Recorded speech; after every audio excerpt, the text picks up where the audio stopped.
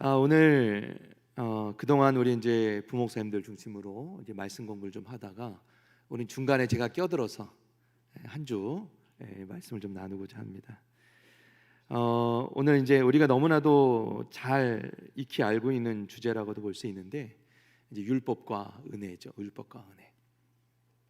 근데 사실 우리가 믿음 생활 하다 보면 이 은혜로 구원받은 그리스도인들이 많지만 이상하게도 이 율법을 따르고 구원을 은혜로 받았음에도 불구하고 그 율법에 매여서 율법을 따르고 그 계명을 지킴으로써 어떤 이 구원받은 상태를 지속시키려고 하는 성도들의 어떤 이런 모습들을 많이 보게 됩니다.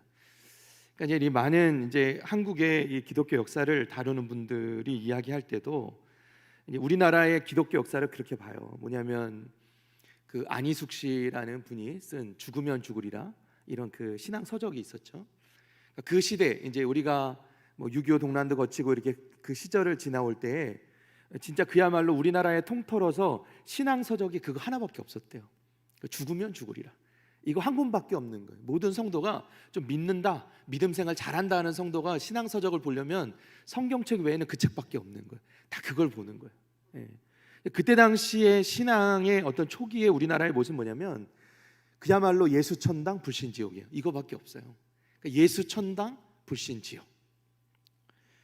이것이 구원의 어찌 보면 진리이기도 하지만 예수 천당 불신 지옥으로만 이야기하기에는 사실은 이 우리가 믿는 이 신앙, 우리 기독교라는 건 훨씬 더 깊은 진리를 담고 있는 것이죠. 그 시기가 지나면서 다음 시대는 뭐냐면 이제 얼마 전에도 그 빌리그레암 목사님 오셔서 그 아드님이 오셔서 기념 집회가 있었지만 빌리그레암 목사님의 그 이제 전도 집회를 중심으로 하는 이제 복음주의 운동이 막 벌어집니다. 그래서 이제 복음을 듣고 회개하는 사람들을 교회로 이제 이끌어들이는 전도하는 전도 운동이 일어나요. 한국 교회가 기하급수적으로 성장하죠. 완전 대형 메가 처치들이 등장하죠. 그 이제 앞장섰던 이제 여의도 순복음교회 조용기 목사님이나 이런 분들 중심으로 해서 교회가 굉장히 급성장하는 한국 교회가 그런 시대를 맞이하게 됩니다. 그런데 이제 그때도 그야말로 뭐냐면 그때 전해지는 복음은 구원을 받는, 그야말로 복음을 듣고 예수를 믿으면 구원받고 구원받으면 모든 게 다 끝. 그러니까 예수 믿으면 구원받고 그걸로 끝이에요. 그 이후의 삶에 대해서는 사실은 잘 이야기하지 않는 시대가 되는 거죠. 그 시대를 거치면서 또 이제는 한동안 이 한국 교회가 내용을 겪고 또 어려움들을 겪으면서 부딪히는 이 일반적인 어떤 세상과의 어떤 이런 갈등들을 통해서 이 교회가 이제 드디어 말씀 속에서 이제 이 각성을 하게 되는데 그 가운데 뭐 제자 훈련도 있고 또 이런 과정들을 거치면서 이제 드디어 이제 말씀 가운데서 우리가 뭘 배워야 되는가? 그리고 믿는 것에 끝나는 게 아니라 구원받는 것에 끝나는 게 아니라 구원받은 이후에 우리가 삶을 어떻게 살아야 되는가라는 고민들이 이제 한국 교회 안에 그리고 성도들 가운데 이제 일어나게 되는 것이죠. 그러니까 우리나라 크게 보면 기독교 역사의 어떤 이 신앙의 흐름들을 보면 이제 그렇게 한 세 단계 정도로 흘러오고 있다 이렇게 볼 수가 있습니다. 그런데 이제 이 가운데서 지금 우리가 이제 부딪히는 이 어려움은 뭐냐면 강단에서나 이렇게 선포되어지는 말씀 가운데 어떤 부분에 있어서는 말씀을 전할 때 그 말씀 가운데 우리가 어떻게 살아가야 되는가, 이 세상 가운데 어떻게 어찌 보면 의롭게 살아가야 되는가, 바르게 살아가야 되는가에 강조하다 보니까 성도들 가운데 여기서 혼란을 일으키는 성도들이 있는 거예요. 그러니까 뭐냐면 우리가 구원을 믿음으로 은혜로 말미암아 구원을 받았는데 그 이후에 그 구원을 이 완성시켜 나가고 이루어 나가는 데 있어서 왠지 우리의 어떤 이 말씀에 따른 율법적인 행위가 필요한 것처럼 착각을 하는, 이건 착각이라고 말씀드리는 거예요. 여기서 오류를 일으키는 성도들이 발생하게 되더라 하는 것이죠. 그리고 사실 이것은 단지 우리 때에만 일어나는 일이 아니라 갈라디아 교회를 향한 이 바울 사도가 지적했던 가장 큰 부분 중에 하나가 바로 이 부분이죠. 갈라디아 교회의 가장 큰 잘못된 점이 뭐였냐면 바로 이 부분이에요. 구원을 믿음으로만 얻는 것인가 아니면 율법이 필요한 것인가. 자, 갈라디아서 3장 3절입니다. 너희가 이같이 어리석으냐? 성령으로 시작하였다가, 무엇으로 시작하였다가? 성령으로 시작하였다가 이제는 무엇으로 마쳐요? 육체로 마치겠느냐? 자, 성령은 곧 믿음으로 말미암아 구원을 얻는 것을 나타내는 것이고, 육체로 마치겠느냐 할 때 육체는 뭐예요? 우리의 행위, 그죠? 그야말로 율법으로 마치겠느냐라고 묻고 있는 거예요. 자, 이 물음에 대해서 바울 사도는 다시 한번 이 질문에 대답을 이렇게 합니다. 갈라디아 3장 11절 말씀, 우리 다 같이 한번 읽어볼까요? 시작. 또 하나님 앞에서 아무도 율법으로 말미암아 의롭게 되지 못할 것이 분명하니 이는 의인은 믿음으로 살리라 하였습니다. 아멘. 할렐루야. 자, 의인은 무엇으로 살아요? 믿음으로 산다. 즉 믿는 자는 율법을 지킴으로써 사는 것이 아니라 믿음으로 사는 것이다. 이것은 우리로 하여금 하나님의 어떤 그 말씀, 하나님의 율법을 깨뜨리고 고의적으로 그러면 우리가 하나님 말씀을 무시하고 막 죄를 범하고 마음대로 살아도 되는 거, 이것을 의미하는 것은 결코 아니죠. 이것에 대해서는 사도 바울이 또 로마서 6장에서 말씀합니다. 6장 1절과 2절인데요. 그런즉 우리가 무슨 말을 하리요? 은혜를 더하게 하려고 죄에 거하겠느냐? 무슨 뜻이시오? 은혜를 우리가 더 받으려고 죄를 더 많이 짓겠느냐?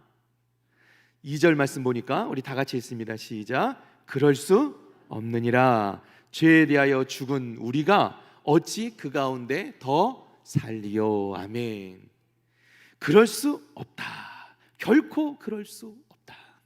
은혜의 복음을 들은, 믿음으로 말미암아 은혜로 구원을 받은 성도들은 항상 우리에게 부딪히는 말씀이 있는데, 그것이 뭐냐면 또 야고보서의 말씀이죠. 자, 야고보서 2장 14절.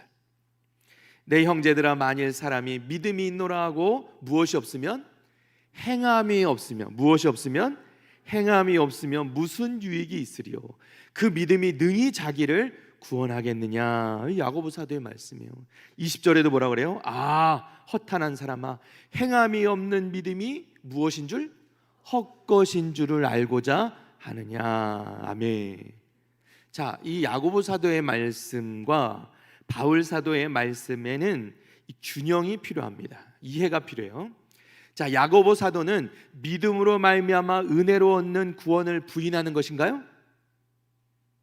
다시 한번, 야고보 사도가 말하는 행함이 없는 믿음은 헛것이다 라고 선포할 때에, 그러면 행함이 없으면 믿음으로 은혜로 받는 구원을 부인하는 건가요?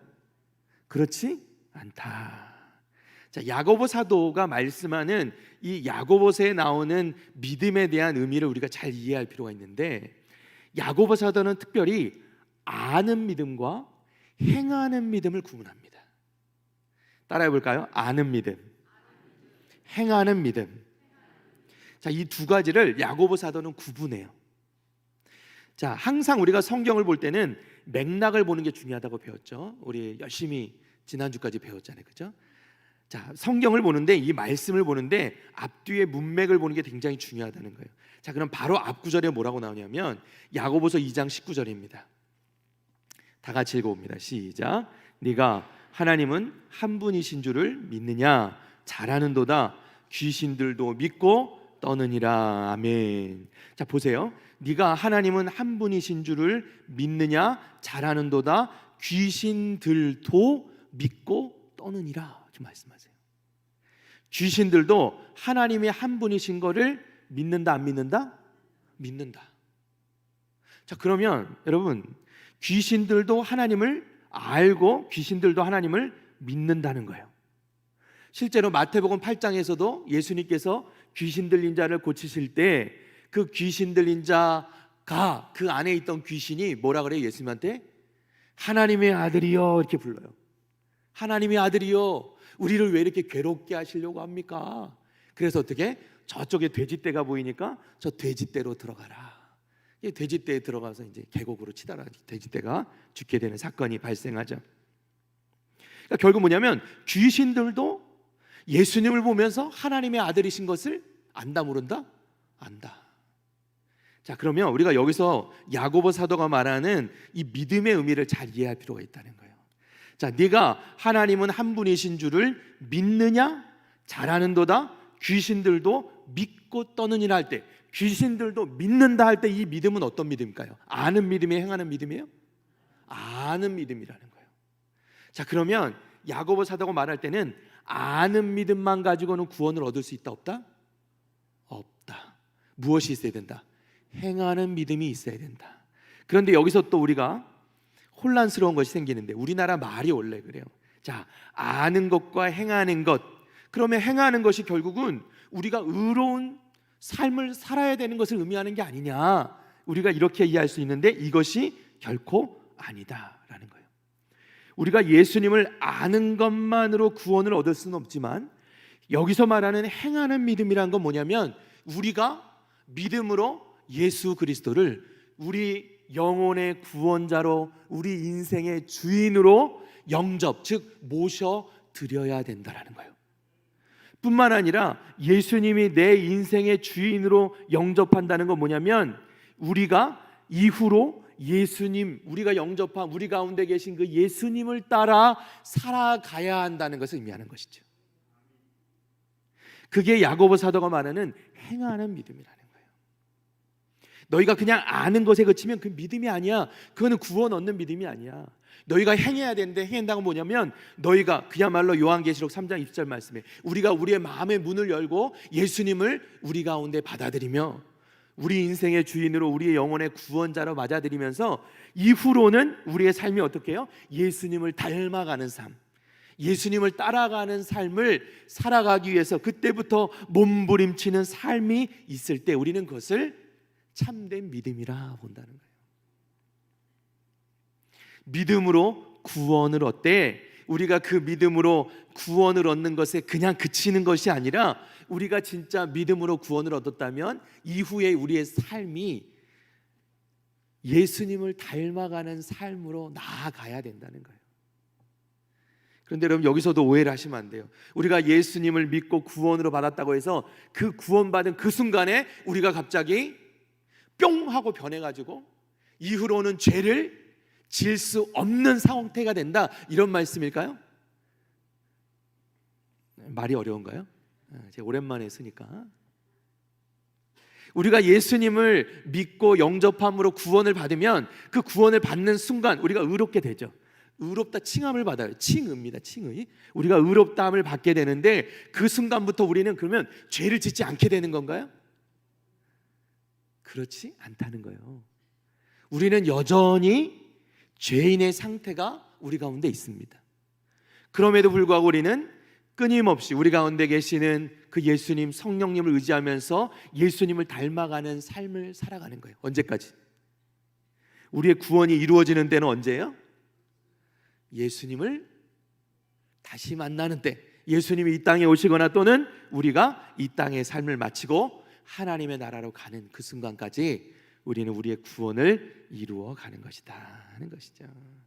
자, 우리 빌립보서 2장 12절부터 13절입니다. 그러므로 나의 사랑하는 자들아, 너희가 나 있을 때뿐 아니라 더욱 지금 나 없을 때에도 항상 복종하여 두렵고 떨림으로 너희 구원을 이루라. 너희 안에서 행하시는 이는 하나님이시니 자기의 기쁘신 뜻을 위하여 너희에게 소원을 두고 행하게 하시나니. 아멘.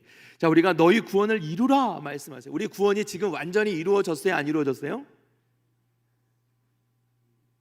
오늘 상당히 구원이 이루어졌어요? 안 이루어졌어요? 너희 구원을 이루라 그러잖아요. 이루라. 그럼 우리가 구원을 안 받았다는 거예요? 아니에요. 그런 얘기가 아니에요. 우리가 이미 구원을 받았으나 우리가 받은 그 구원이 이루어져 가고 있는 중이고, 그것이 완성되는 때는 언제냐? 주님이 다시 이 땅에 오시거나 우리가 주님 앞에 가는 그때까지 이루어지는 것인데, 13절 말씀에 그러면 우리가 삶에 이 땅에 살아가면서 얼마나 피곤해요. 그럼 내가 얼마나 힘들게, 나는 죄인 되고 아직 능력도 없고 내가 어찌 이 땅 가운데 살아갑니까? 내가 아무리 노력해도 또 죄를 짓고 또 죄를 짓고 또 죄를 짓고, 이게 우리 모습인데 하나님 저를 그냥 이렇게 내버려 두십니까? 아니라는 거죠. 아니라는 거예요. 13절 말씀에 뭐라고요? 너희 안에서 행하시는 이는 하나님이시니. 우리 가운데 이 일을 이루시는 분이 누구세요? 하나님이시란 말이에요. 믿으시면 아멘. 하나님이 자기의 기쁘신 뜻을 위하여 너희에게 소원을 두고 행하게 하신다. 그러니까 우리가 이 땅 가운데 살아가면서 나를 의지하고 내 생각으로 나 자신의 어떤 능력으로 해보려고 하면 아무것도 되지 않지만, 우리가 그럼에도 불구하고 날마다 조금씩 예수님을 닮아갈 수 있는 이유는 우리 가운데 계시는 예수, 그 예수 그리스도의 영, 성령 하나님께서 우리 가운데 하나님의 소원을 두시고 끊임없이 이것을 이루어 가시는, 구원을 이루어 가시는 예수님을 닮아가는 이 역사를 이루어 가고 계시기 때문이다. 믿으시면 아멘. 사랑하는 성도 여러분, 우리가 예수님을 믿으면 우리는 자연스럽게 하나님의 뜻대로 살아가고자 하는 마음이 생겨나야 한다는 거예요. 우리는 구원받기 위해서가 아니라 이미 구원받았기 때문에, 그리고 회개했기 때문에, 돌이켰기 때문에 선한 삶을, 하나님이 기뻐하시는 삶을 살아갈 수 있는 것을 여러분 믿으시기를 바랍니다. 우리가 그렇게 살아가는 거예요. 여러분, 이것이 이제 아까도 말씀드렸듯이 이 우리 교회가 이렇게 이 성장하고 급성장하고 팽창해 가면서 문제가 됐던 것이 무엇이냐면, 이 복음 가운데 있으면서 복음으로 구원을, 은혜로 구원을 받았음에도 불구하고 우리 한국 교회도 여전히 율법과 복음이 공존해 버리는 거예요. 그것이 특징적으로 나타나는 게 뭐예요? 그러니까 우리가 대표적인, 말씀드렸듯이 교회가, 한국 교회가 성장할 때 대표적으로 제일 크게 성장했던 교회가 여의도 순복음교회인데, 이제 우리 조영희 목사님 대단한 이제 역할을 하신 분이죠. 우리 한국 교회의 이 성장을 위해서. 그런데 이제 그 순복음교회를 통해서 그렇게 막 은혜를 받고 막 성령을 받고 막 방언을 하고 막 기도가 터지고 막 이런 가운데서 은혜를 받고 구원을 받았는데 뭐가 문제가 돼요? 그걸로 끝난 것이 아니라는 걸 어떻게 알게 되는 거예요? 그것으로 끝난 게 아니라 우리가 그렇게 은혜를 받고 성령으로 충만하게 되면 성령의 열매를 맺어야 된다 그랬죠. 근데 성령의 열매를 맺는 게 아니라 어떻게 돼요? 그 특별 유난히 그 순복음 가운데 있는 분들이 성령으로 이렇게 막 방언을 받고 이렇게 받아야 된다는 강박 속에서 이 방언이 나오지 않는 사람들은 어떻게 해요? 업신여기고 무시하고 판단하기 시작하더라는 거예요. 여러분, 정말 우리가 성령을 받고 은혜를 받고 구원을 받고 우리가 구원받아서 모든 것이 다 우리가 온전해졌으면 우리가 그때부터 성령의 열매들이 맺혀져야 되는데, 그게 아니라 뭐예요? 서로를 비난하고 비판하고 판단하고, 이것은 성령의 열매가 아니란 말이죠. 그러니까 이제 이것이 거듭되면서 우리가 깨닫는 게 뭐냐면, 아, 이것이 아니구나. 우리가 구원받음으로 그냥 거기서 딱 끝이 나는 게 아니라 우리는 끊임없이 지금도 구원을 이루어 가고 있는 것이구나.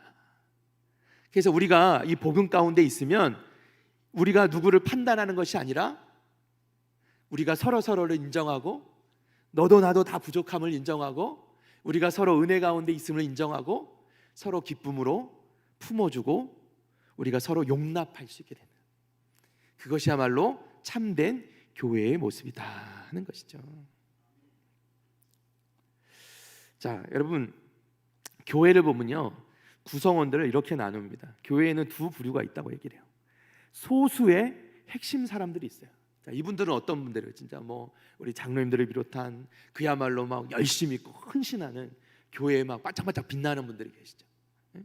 또 반면에 다수의 주변 사람들이 있어요. 항상 이게 그 이제 전문적인 경영 용어로 2대 8의 법칙이라고 하잖아요. 어느 조직이든 핵심 요인들은 20%에 속하고 다수의 주변 사람들이 있어요. 80%에 속하는. 자, 소수 핵심 사람들에 비해서 다수의 주변 사람들은 항상 내 자신을 그 소수 핵심 사람들을 보면서, 아, 나는 왜 저렇게 하지 못할까? 나는 왜 저 사람들처럼 되지 못할까? 늘 뭔가 이렇게 자격지심에 시달리는 분들이 계실 수 있다는 거예요. 근데 또 소수 핵심 사람들은 자칫하면 또, 아, 나는 이렇게 내가 열심히 하고 있는데 저 사람들은 왜 저렇게 하지 못할까? 나처럼 하지 못할까? 이렇게 생각하게 될 수도 있다. 그런데 이것의 기준이 뭐예요? 신앙생활이 누구에게 달려 있어요? 나에게 달려 있다. 그러니까 신앙생활이 나하기에 달려 있다라는 기준을 삼으면 이렇게 된다는 거예요. 여러분, 이게 오늘 말씀드리려는 율법과 이 은혜의 복음의 차이인데요. 율법은 뭐예요? 하나님의 명령이에요. 명령. 하나님의 명령. 하나님의 명령은 뭐예요? 너 이렇게 해라, 이렇게 살아라. 이렇게 살지 않으면, 이렇게 살면 복을 받는데 이렇게 살지 않으면 어떻게 해요? 저주를 받는다, 죽는다. 그런데 은혜의 복음은 뭐예요? 하나님의 명령이 아니라 하나님의 약속이죠. 약속. 따라합니다. 하나님의 약속. 다시 한번, 하나님의 약속. 자, 약속은 뭐예요? 약속은 지키지 않으면 너 죽는다예요? 아니죠. 약속은 뭐냐면 하나님께서 내가 너에게 이것을 해줄 거야. 내가 반드시 이걸 해줄 거야. 자, 그러니까 뭐냐면 율법은 누구에게 이 결과가 달려 있어요? 나에게 달려 있어요. 내가 순종하면 복을 받고 내가 불순종하면 저주를 받는 거예요. 그러나 하나님의 은혜의 복음, 이 약속은 뭐예요?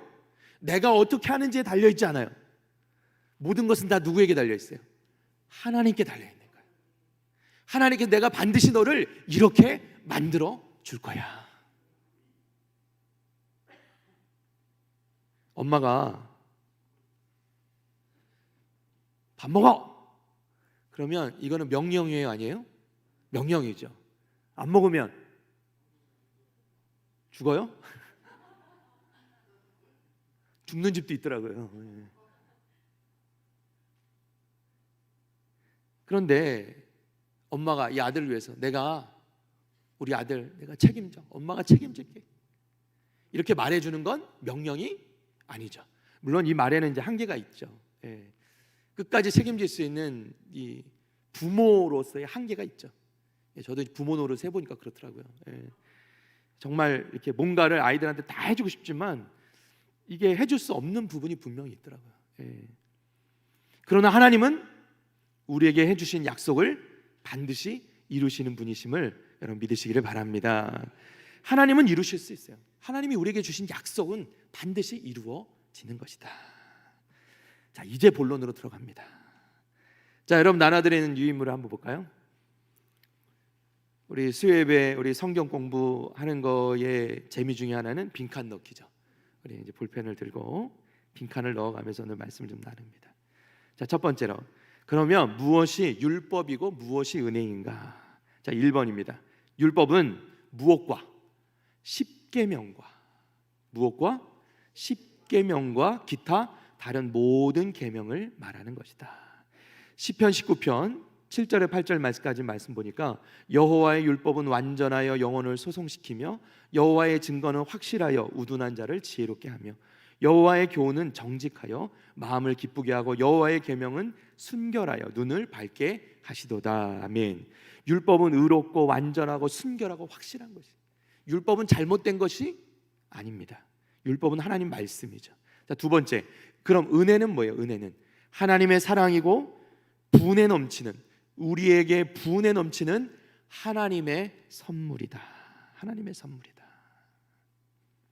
에베소서 2장 8절 9절 오늘 본문 말씀이죠. 너희는 그 은혜에 의하여 믿음으로 말미암아 구원을 받았으니 이것은 너희에게서 난 것이 아니요 하나님의 선물이라. 아멘. 할렐루야. 행위에서 난 것이 아니니 이는 누구든지 자랑하지 못하게 함이라. 은혜는 그야말로 하나님으로부터 온 선물, 하나님으로부터 말미암은 것이고, 율법은 하나님께 주시는 것이지만 그 계명, 하나님께서, 사실은 두 가지가 다 하나님으로부터 온 것이지만 두 번째 율법이 아니라, 첫 번째 율법은 계명, 하나님 명령이고 두 번째 은혜는 하나님의 선물이다. 선물이다. 자, 두 번째, 율법과 은혜는 무엇을 말하는가? 여러분 건 율법의 은혜는 이렇게 되어 있을 텐데 율법과 은혜는 무엇을 말하는가? 첫 번째, 율법은 우리에게 뭐 하며 살라고 말해요? 복종하며 살라고 말합니다. 복종하라. 레위기서 18장 5절입니다. 다 같이 한번 읽어볼까요? 레위기서 18장 5절 시작. 너희는 내 규례와 법도를 지키라. 사람이 이를 행하면 그로 말미암아 살리라. 나는 여호와이니라. 아멘. 우리가 말씀을 드렸죠. 율법은 뭐예요? 복종하며 살아라. 이 말씀을 따르면 너희가 살리라. 그러나 그럼 반대로 뭐예요? 말하진 않지만 이 말씀을 따라 살지 않으면 어떻게 된다고요? 죽는 거다. 이게 율법이에요. 자, 그런데 문제는 뭐예요? 누가 율법을 완벽하게 지킬 수 있는가 하는 거예요.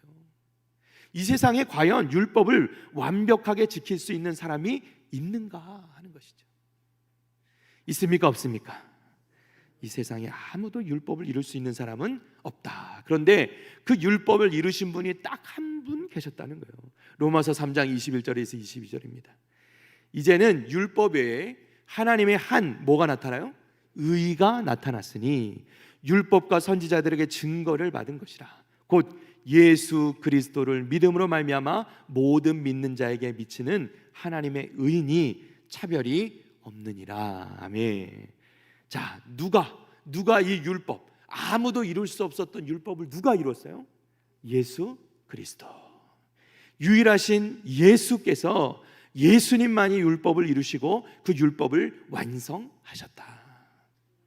그리고 우리는 그 예수님을 믿음으로 말미암아 그 예수님께서 이루신 하나님의 의에 동참하는 자가 된다는 것이죠.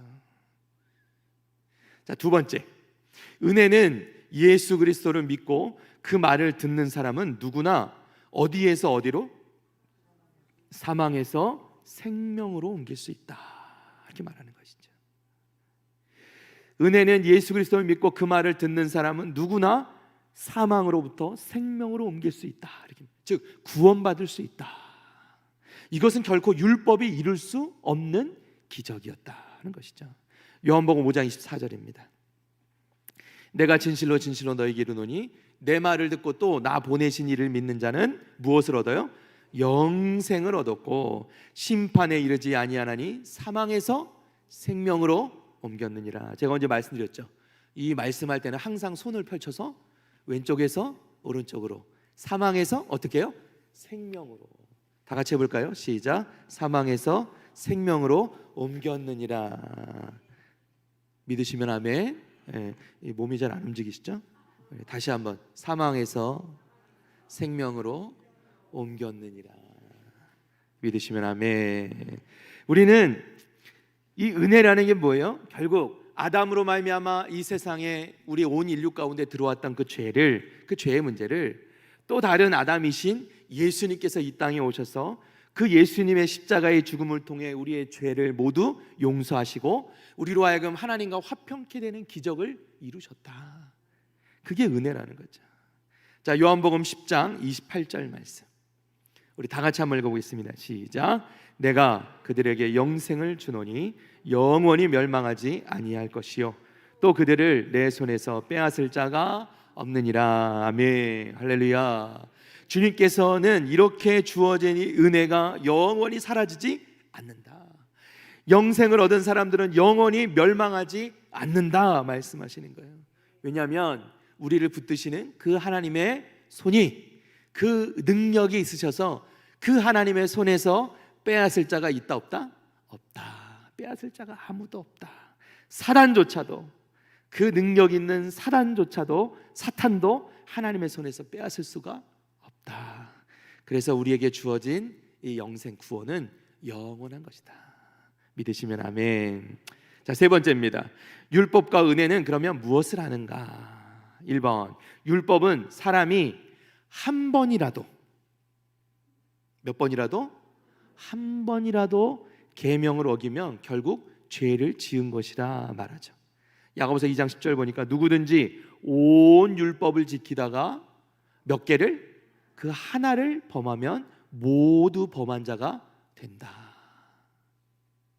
이해가세요? 율법은 이루려면 온전히 이루어야 되는 거예요. 그 중에 하나라도 범하면 그 모든 것을 범한 것이 된다. 율법을 범한 것이 된다는 거예요. 율법은 하나님의 의의 기준을 우리에게 보여주는 것입니다. 하나님의 의라는 것은 온전한 거예요. 그야말로 거룩하다는 게 뭐예요? 온전하다는 거예요. 틈이 있거나 흠이 있으면 안 된다는 거죠. 그래서 그것으로 말미암아 모든 사람이 하나님의 심판 아래에 있음을 알려주는 것이 율법이라는 거예요. 율법을 보면 율법을 아무리 사람들이 잘 알아도 사람들은 그것을 온전히 이룰 수가 있다 없다? 없다. 그러면 율법이 우리에게 주는 건 뭐예요? 유익은 뭐예요? 율법은 우리에게 거울의 역할을 하는 거죠. 그 율법을 통해 우리가 아무것도 이룰 수 없는 죄인임을 깨달아 알게 된다는 것입니다. 자, 갈라디아서 3장 10절입니다. 자, 함께 읽어봅니다. 시작. 무릇 율법 행위에 속한 자들은 저주 아래에 있나니 기록된 바 누구든지 율법책에 기록된 대로 모든 일을 항상 행하지 아니하는 자는 저주 아래에 있는 자라 하였습니다. 아멘. 제가 강조해서 읽은 부분이 있죠. 누구든지 율법책에 기록된 대로 모든 일을, 어떤 일을? 모든 일을 어떻게? 항상. 따라합니다. 모든 일을 항상. 여러분, 율법책에 기록된 모든 일을 항상 행하지 아니하는 자는 저주 아래에 있는 자. 여러분, 사람의 기준은 한 번쯤 실수를 해도 그동안 썩 잘했으면 어떻게 해요? 한 번쯤은 눈 감아주고 봐주잖아요, 그죠? 그런데 하나님의 기준은 어때요? 율법의 기준은 어때요? 모든 일을 항상, 하나라도 실수하면 안 되고 한순간도 실수하면 안 되고, 그러면 그동안 지켰던 모든 것이 다 허물어지고 저주 아래에 있는 자라. 너무 냉정하게 느껴지시나요? 그게 하나님의 의의 기준이에요. 자, 반대로 2번입니다. 은혜는 사람에게 무엇을 가져오죠? 구원을 가져온다. 구원을 가져온다. 디도서 2장 11절 말씀, 우리 다 같이 한번 읽어보겠습니다. 디도서 2장 11절 시작. 모든 사람에게 구원을 주시는 하나님의 은혜가 나타나. 아멘. 하나님의 은혜는 이 땅 가운데서 율법 아래에서 죄의 종노릇하면서 패배하고 죄짓고 율법을 어긴 그 사람들, 어찌할 수 없는 그 사람들을 기꺼이 구원하고자 하나님께서 우리에게 베풀어 주신 것이 바로 하나님의 은혜이다. 은혜는 율법이 우리에게서 빼앗아간 의로움, 그러니까 우리가 의로워야 되는데 그 의로움을 율법 때문에, 그 율법으로 말미암아 그 율법의 기준 때문에 우리는 날마다 어떻게 해요? 죄인이 될 수밖에 없는, 그 모든 우리가 이 율법이 아니었더라면 우리가 가질 수 있었던, 그러나 여러분 오인하지 마십시오. 율법이 나쁜 건 아니라고 말씀드렸어요. 하나님의 의의 기준은 분명히 있는 거예요. 그건 진리란 말이에요. 그 진리 때문에 우리가 죄인됨을 알 수밖에 없고, 우리가 죄를 짓고 그 죄로 말미암아 우리의 의로움은 이미 다 잃어버리고 그 죄로 말미암아 죽을 수밖에 없었던 우리에게 하나님의 선물을 통해 주시는 것이 하나님의 은혜이다. 하나님의 선물로 우리에게 구원을 주시는 게 하나님의 은혜이다. 그래서 이 은혜라는 건 뭐예요? 죄인을 위해 예수 그리스도의 핏값으로 치르신 가장 값진, 이 세상의 그 어떤 것으로도 계산할 수 없는 값진 희생이 바로 하나님의 은혜이다 하는 것이죠. 자, 그 다음 4번입니다. 율법과 은혜는 무엇을 할 수 없는가? 자, 첫 번째, 율법은 뭘 할 수 없냐면 죄인을 어떻게 할 수 없어요? 또는 온전하게 할 수 없다. 온전하게 할 수 없다. 히브리서 7장 19절 말씀입니다. 율법은 아무것도 온전하게 못할지라. 어떻게 못할지라? 온전하게 못할지라. 이에 더 좋은 소망이 생기니 이것으로 우리가 하나님께 가까이 가느니라. 아멘. 죄인은 예수 그리스도께서 십자가에 흘리신 피와 그 희생을 통해서만 죄를 용서받고 의롭다함을 받을 수가 있는 거예요. 우리는 율법으로는 절대로 온전하게 될 수가 없음을 여러분 믿으시길 바랍니다. 그러면 두 번째, 은혜는 어떤가? 은혜는 믿음을 통하여 죄인을 의인이 되게 하는 거예요. 로마서 3장 24절 다 같이 읽어봅니다. 시작. 그리스도 예수 안에 있는 속량으로 말미암아 하나님의 은혜로 값없이 의롭다 하심을 얻은 자 되었느니라. 아멘. 우리의 의지로 되어진 것이 아니에요. 전적으로 하나님의 은혜로 말미암아 되어진 것이죠. 구원받은 사람들은 모두가 은혜로 믿음으로 말미암아 구원을 얻는 것입니다. 차별이 있을 수가 없어요. 누가 누구를 판단하고 누가 누구를 비판할 수 없다는 거예요. 우리 중에 죄인 아닌 사람은 아무도 없다. 우리 중에 은혜로 구원받지 않은 사람은 아무도 없다. 우리 모두 은혜로 말미암아 구원받은 잘합니다 하는 것이죠. 사람의 의로는 구원을 이룰 수 없습니다. 오직 율법을 온전히 이루시고 죽기까지 순종하신 예수 그리스도로 말미암아서만, 그분을 믿음으로만 우리는 구원을 받고 영원한 생명을 얻을 수 있다는 것이죠. 자, 5번입니다. 율법과 은혜는 그러면 우리에게 왜 주어진 것인가? 말씀드렸죠. 1번, 율법은 우리가 무엇임을 알기 위해, 죄인임을 알기 위해, 주기 위해로 되는데 죄인임을 알기 위해 주어졌다. 갈라디아 3장 24절입니다. 우리 다 같이 한번 읽어볼까요? 시작. 이같이 율법이 우리를 그리스도께로 인도하는 초등교사가 되어 우리로 하여금 믿음으로 말미암아 의롭다함을 얻게 하려 함이라. 아멘. 할렐루야. 율법은 하는 역할이 뭐예요? 우리에게 죄를 보여주는 거예요. 우리가 죄인됨을 보여주는 겁니다. 너무나도 적나라하게 보여주는 거예요. 거울이에요. 우리가 우리의 모습을 볼 수 있게 하는 것이 율법이다. 우리가 인간으로서 자신의 죄를 알지 못하고 내가 죄인됨을 알지 못하고 깨닫지 못하고 그렇게 살아가는 사람에게는 소망이 없어요. 오히려 소망이 없는 거예요. 오히려 율법을 통하여서 내가 지은 죄를 깨닫고 내가 죄인임을 철저히 깨닫는 자만이 예수 그리스도에게 나올 수 있는 거죠. 예수 그리스도에게 나온 자만이 구원을 얻을 수 있게 되는 것이죠. 율법은 결국 예수 그리스도께로 인도하는 초등 선생님과 같다. 율법은 우리가 행위나 율법으로 구원받을 수 없는 것을 우리에게 알려주고 오직 예수 그리스도를 믿음으로만 의롭게 될 수 있고 구원받을 수 있게 됨을 알게 해주는 것이 율법이다. 이 율법은 우리에게 가장 소중한 것이죠. 여러분, 율법은 구약에만 있고 은혜는 신약에만 있는 게 아니에요. 구약에도 율법이 있고 신약에도 율법이 있는 거예요. 그러나 그 율법이 하는 역할이 다른 것이죠. 신약의 율법은 우리로 하여금 어떻게 해요? 우리 자신의 죄인됨을 깨닫게 하고 그로 말미암아 우리를 그리스도께로 인도하는 역할을 하는 것이다. 자, 두 번째, 은혜는 하나님이 뭐 때문에 주어졌을까요? 세상을 사랑하심 때문에 주어진 겁니다. 하나님이 세상을 사랑하심 때문에 주어진 거죠. 요한복음 3장 16절, 늘 들어도 우리가 잊지 말아야 될 말씀이죠.